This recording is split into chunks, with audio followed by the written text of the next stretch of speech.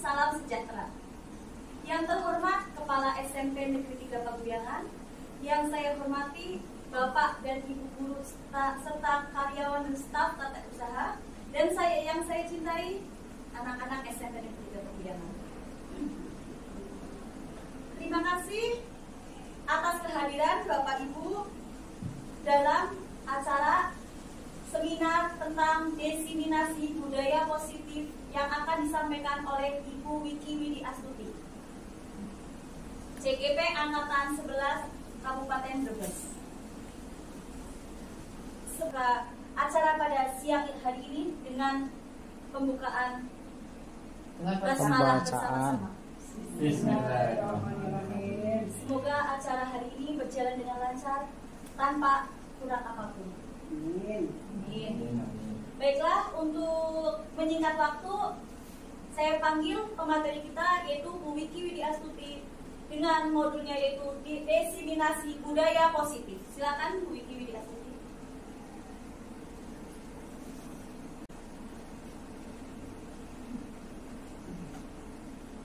Terima kasih saya sampaikan kepada Bu Ani selaku moderator di kegiatan hari ini. Assalamualaikum warahmatullahi wabarakatuh. Waalaikumsalam warahmatullahi wabarakatuh. Yang saya hormati Bapak Kepala Sekolah SMP Negeri 3 Paguyangan, Bapak Suedi SAG SPMPD. Yang saya hormati Bapak Ibu Guru SMP Negeri 3 Paguyangan beserta staf karyawan SMP Negeri 3 Paguyangan. Terima kasih sebelumnya kepada Bapak Ibu Guru yang telah berkenan hadir dalam kegiatan pada hari ini, dan di sini saya mau melakukan pengimbasan atau berbagi materi yang sudah saya pelajari di CGP Angkatan 11 Kabupaten Brebes, yaitu terkait budaya positif. Nah, untuk budaya positif itu sendiri, kita sebagai pendidik tentunya mempunyai sebuah tujuan pendidikan. Dan di sini saya mengambil tujuan pendidikan yaitu menurut Ki Hajar Dewantara. Tujuan pendidikan menurut Ki Hajar Dewantara yaitu menuntun segala kodrat yang ada pada anak-anak agar mereka dapat mencapai keselamatan dan kebahagiaan yang setinggi-tingginya, baik sebagai manusia maupun sebagai anggota masyarakat. Oleh sebab itu, pendidik itu hanya dapat menuntun tumbuh atau hidupnya kekuatan kodrat yang ada pada anak-anak agar dapat memperbaiki lakunya, bukan dasarnya, dan tumbuhnya kekuatan kodrat anak. Jadi, menurut saya, setelah pengertian terkait tujuan pendidikan menurut Ki Hajar Dewantara, saya tarik garis benang merahnya, yaitu bahwa semua siswa itu sudah mempunyai kodrat masing-masing sejak lahir. Di sini tugas seorang pendidik yaitu menumbuh kembangkan, bukan merubah atau ingin sesuai keinginan kita anak itu seperti apa, tapi kita mengarahkan minat bakat dari mereka. Contohnya, ketika saya mengajar mapel matematika, di situ banyak siswa yang tidak suka pelajaran matematika. Bukannya tidak suka, tapi mereka menganggap bahwa matematika itu sulit. Nah, kita sebagai seorang pendidik tidak harus mengejas atau harus menuntut bahwa siswa tersebut harus bisa matematika. Tapi kita sebagai pendidik harus mencari cara bagaimana agar siswa tersebut mengetahui pelajaran atau menyukai pelajaran yang kita ambil. Next, Bu. Nah, selanjutnya yaitu tentang inti kegiatan pada hari ini, budaya positif. Budaya positif di sekolah yaitu nilai dan kebiasaan di sekolah yang berpihak pada murid agar mereka dapat berkembang menjadi pribadi yang kritis, penuh hormat dan bertanggung jawab sesuai dengan profil pelajar Pancasila. Nah, di sini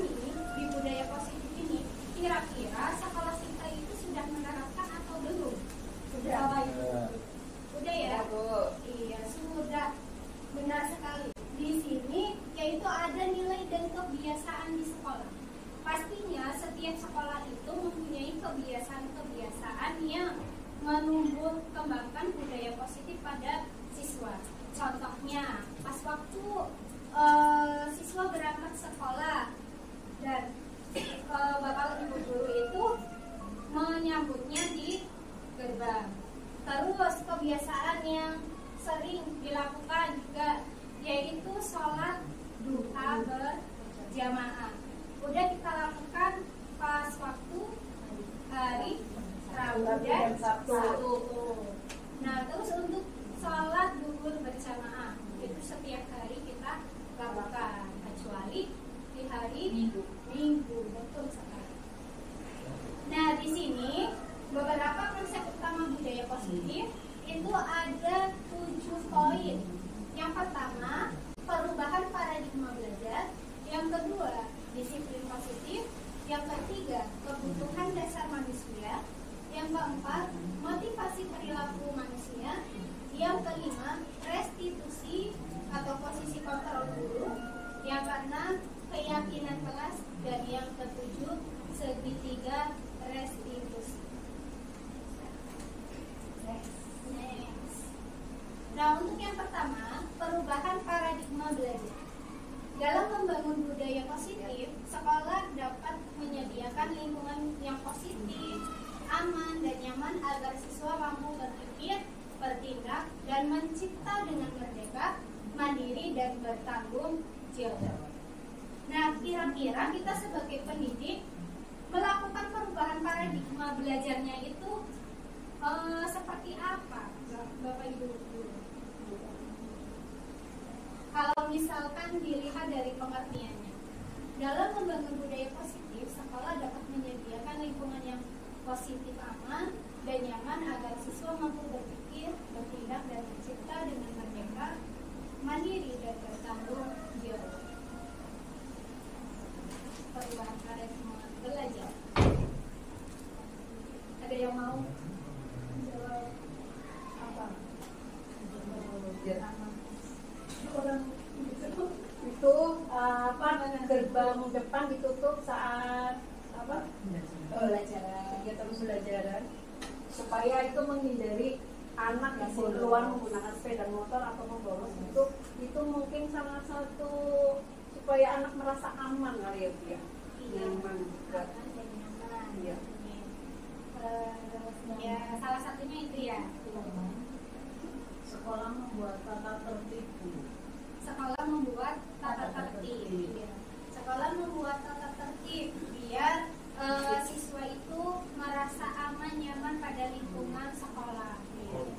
Contohnya, ketika tidak ada tata tertib sekolah, anak sebebas-bebasnya, walaupun di sini ada kata mencipta dengan merdeka, tapi merdekanya itu ke hal yang positif, bukan ke hal yang negatif. Kalau misalkan ada tata tertib, berarti siswa itu masih bisa diarahkan, kayak gitu.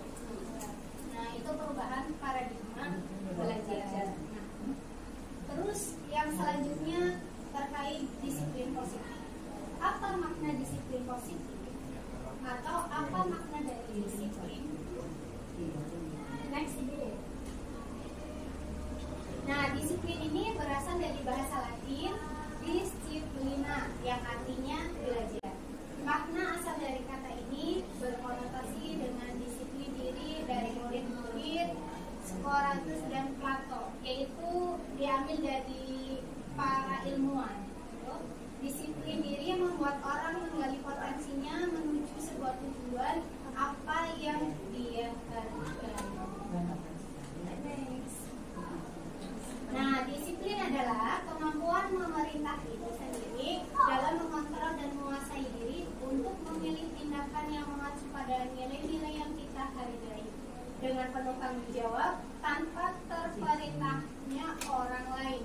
Nilai-nilai yang kita hargai adalah nilai kebajikan, sifat positif manusia yang merupakan tujuan mulia yang ingin dicapai setiap individu, yaitu nilai-nilai dalam profil pelajar Pancasila. Ya. Nah, nilai kebajikannya itu contohnya senang juga. Nah,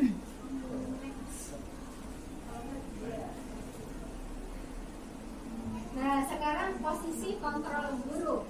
Nah, di sini seorang guru juga bisa memiliki peran, yaitu sebagai penghukum, pembuat merasa bersalah, sebagai teman, pemantau, ataupun manajer yang mengelolanya.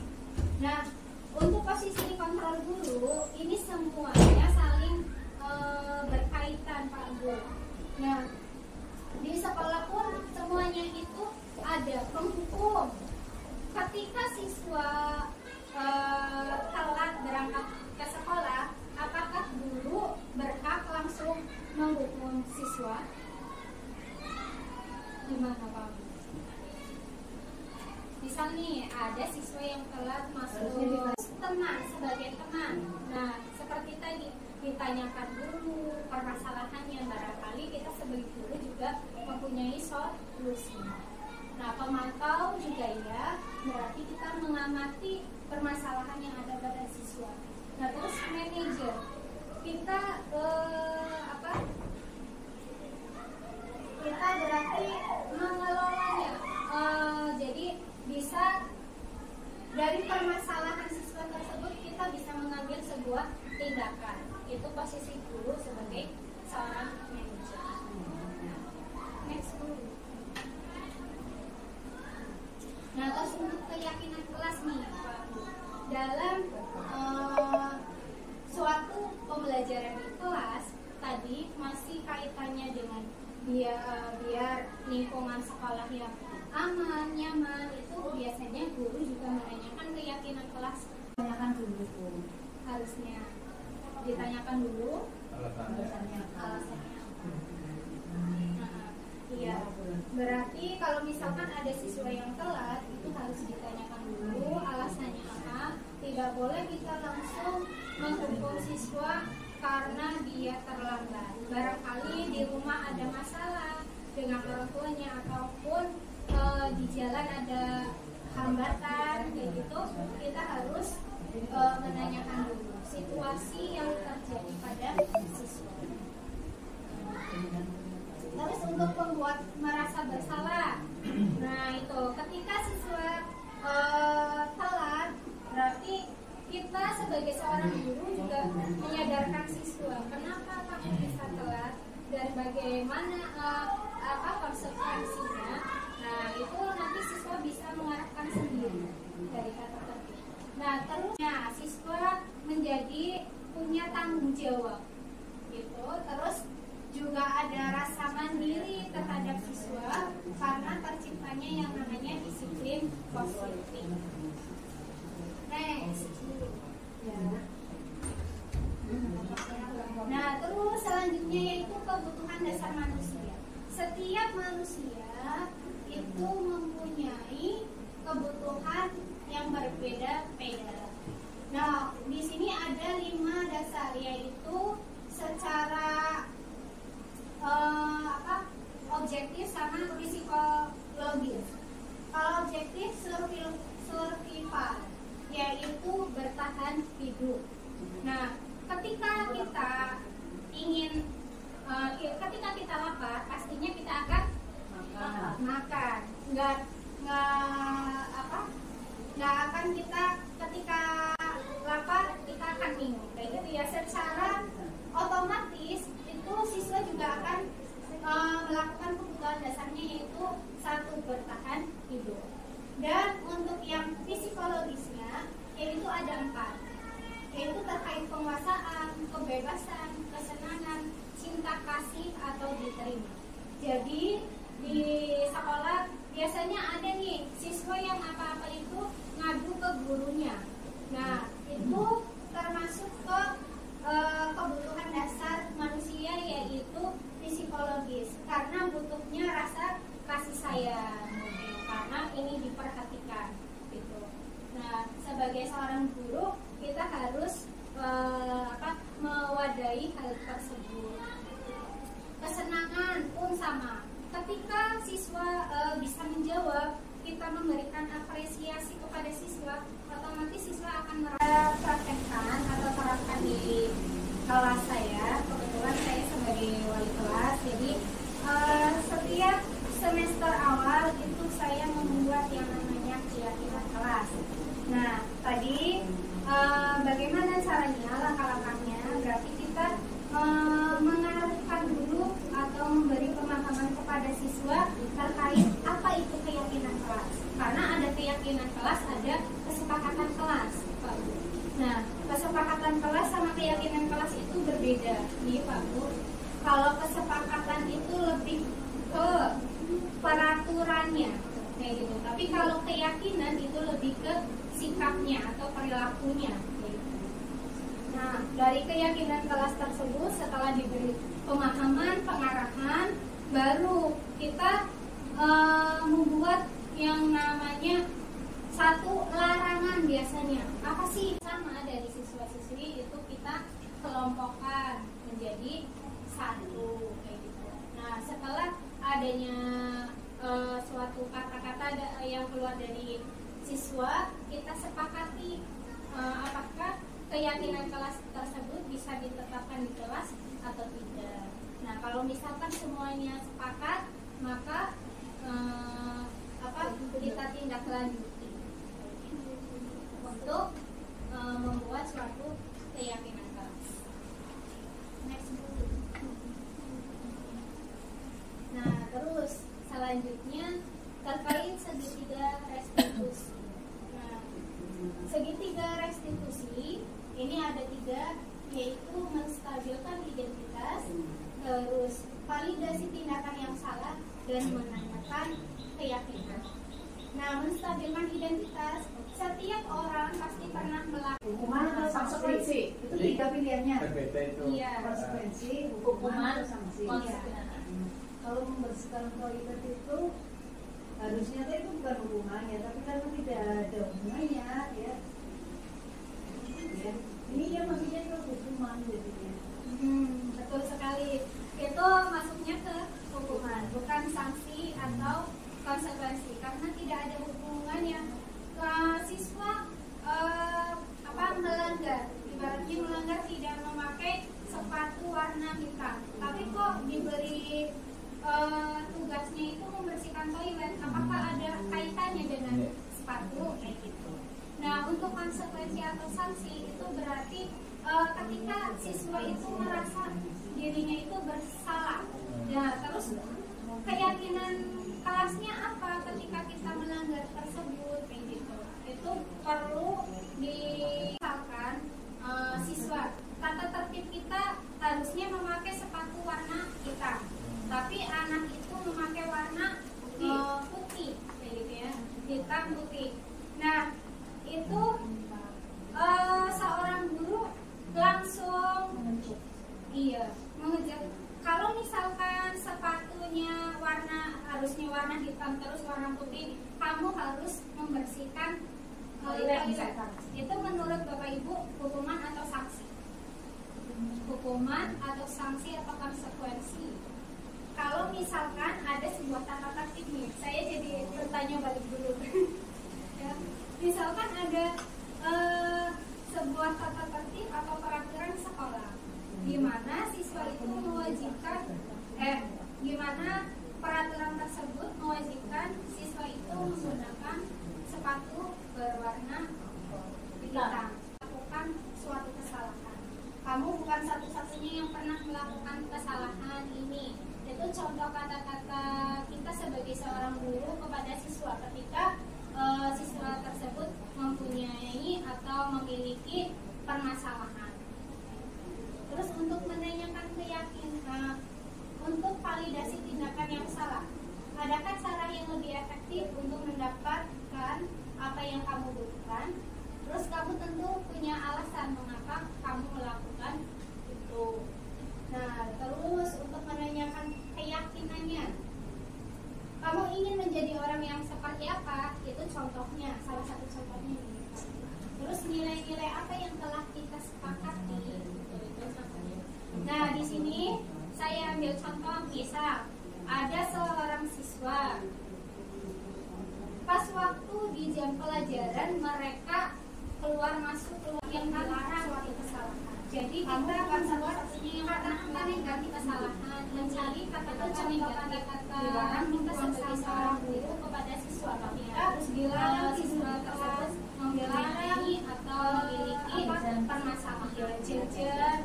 Terus untuk menanyakan keyakinan pelajar untuk validasi tindakan kata-kata negatif, cara itu anak disuruh memiliki sebebas-bebas apa yang kamu. Nah setelah itu kamu setelahnya ada kata larangan, baru kita rubah kata larangan terus untuk menanyakan kalian positif atau kamu ingin menjadi orang yang seperti apa. Nah dari hal tersebut kalau misalnya dari larangan tersebut dirubah ke hal yang positif, ternyata ada yang di sini saya ambil contoh bisa ada seorang siswa setelah digabungkan pas waktu di jam pelajaran mereka kita sepakati diskusikan dengan siswa juga.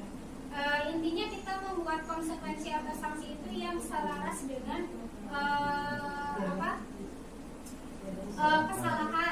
kesalahan yang dilakukan siswa tersebut. Itu menurut saya seperti itu, bagus. Terima kasih. Iya. Mau tanya? Tadi apa? Pasti ya.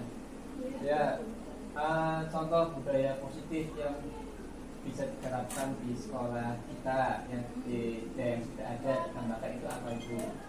Contohnya yang sudah ada ditambahkan. Kira-kira apa lagi? Ya, mungkin untuk budaya positif yang sudah diterapkan oleh kita kan, satu kita sudah menerapkan yang namanya senyum sapa salam setiap hari ya. Terus untuk keagamaannya sholat berjamaah, terus sama tadarus sebelum pembelajaran. Senam pun sudah pernah kita lakukan setiap minggunya. Maksudnya Jumat bersih, Jumat sehat kayak gitu. Nah, terus apa lagi sih kira-kira yang perlu ditambahkan kayak gitu nih?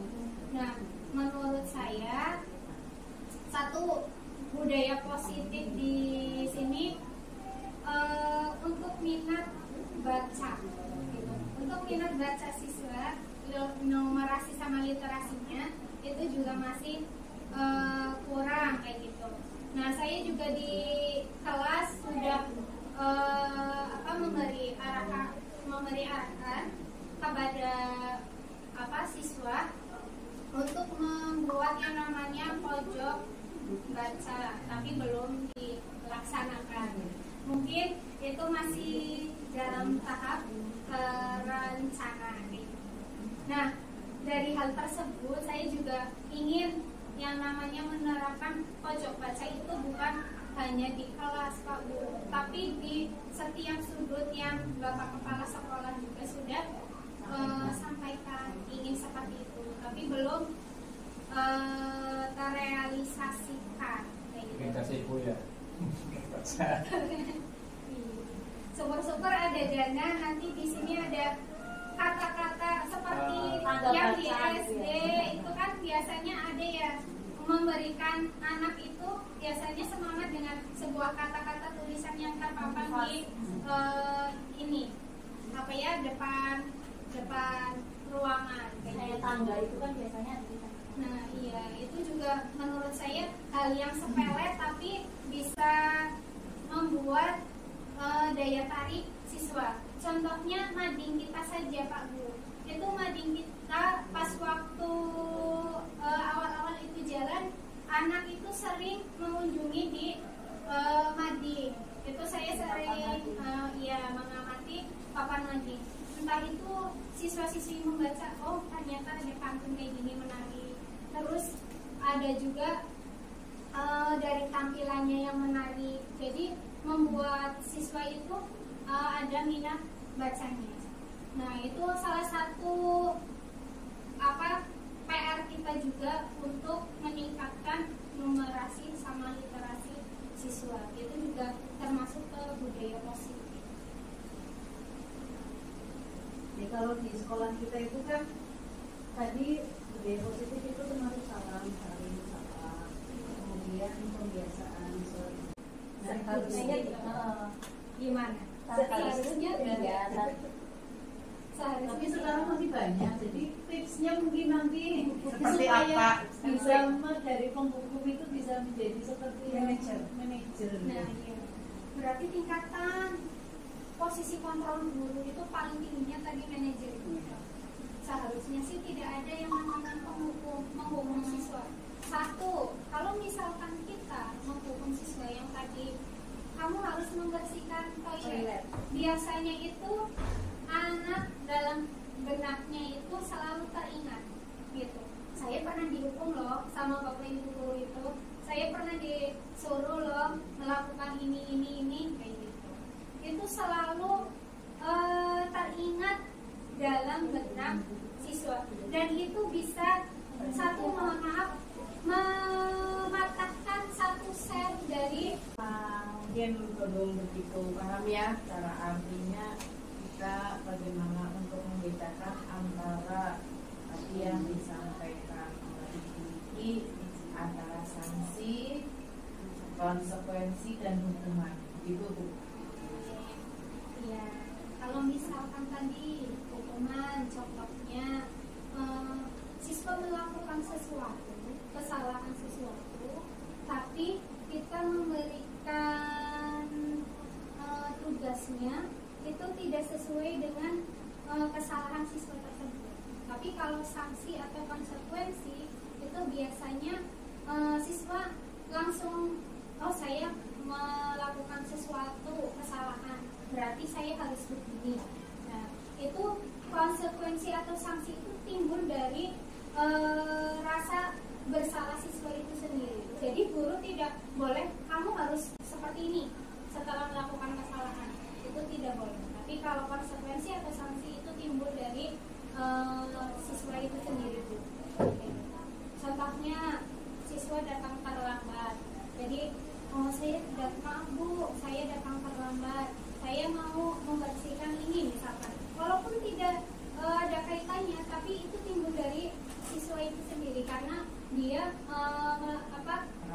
merasa bahwa dia itu mempunyai kesalahan. Itu Bu tentang ini ya, tadi yang segitiga restitusi atau tadi yang ketika siswa melakukan kesalahan itu kan kita harus berdialog dengan siswa ya. Iya. Nah sementara untuk saat ini misalnya anak yang melakukan kesalahan itu banyak, Iya. itu modelnya apakah bisa harus individual atau bisa secara kolektif atau bagaimana untuk menangani kasus seperti itu? Mungkin nanti kalau seperti itu kita membutuhkan yang namanya kerjasama dengan rekan guru yang lain gitu Bu. Karena kan semua permasalahan yang ada di sekolah bukan tanggung jawab kita sendiri kayak gitu, tapi itu untuk kebersamaan. Jadi bisa nanti kita kerjasama dengan guru BK atau dengan rekan sejawat yang lain ataupun wali kelasnya yang lebih memahami situasi dari siswa tersebut. Barangkali misal nih di dalam satu kelas itu ada 5 siswa yang bermasalah, itu kan cukup terus masalahnya itu bukan hanya satu, tapi berbeda-beda kayak gitu.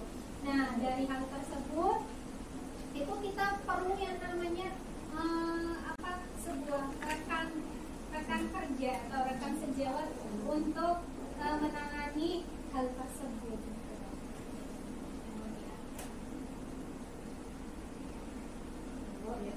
Mungkin itu saya menanyakan tantangan apa sih yang Anda hadapi dalam menciptakan budaya positif di sekolah? Lalu bagaimana cara menanganinya? Nah, untuk budaya positif di sekolah, karena setiap sekolah itu pasti sudah menerapkannya. Tantangan yang saya hadapi, yang pertama pada diri saya sendiri. Saya mampu nggak melakukan atau menerapkan budaya positif tersebut dengan konsisten. Nah, karena kata konsisten itu menurut saya sangat berat nih Pak. Apalagi kalau misalkan ada sebuah kendala. Nah, terus bagaimana cara menanganinya? Nah, bahwa kamu pasti bisa. Nah, itu tantangan terberat itu ada pada diri sendiri.